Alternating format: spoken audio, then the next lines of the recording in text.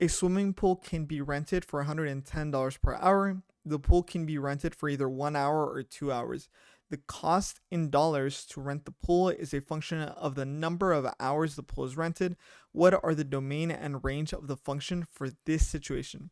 Now, when you're solving this problem, generally the very first things that stand out to you are the final question, which is you're looking for the domain, you're looking for the range of the function. So when you're looking for domain and range, you're generally going to be thinking about this as your x and y. The domain will be standard as your x, and your range is going to be your y. So going based off of that, I also understand that when I'm writing these out, 0 is going to be the starting point.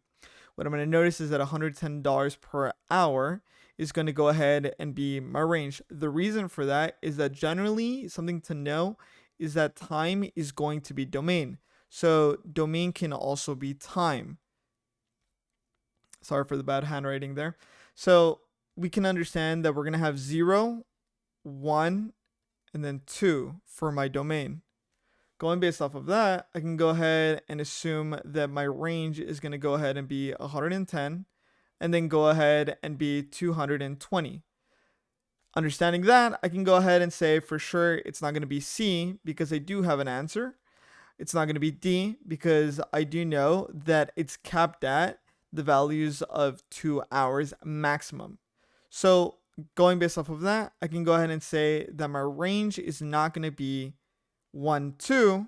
My range is going to go ahead and be 110, 220. The reason for that is that range is going to go ahead and be my y. That's my dependent. Also remember that your y has to be your dependent comparatively to your domain, which has to go ahead and be your independent.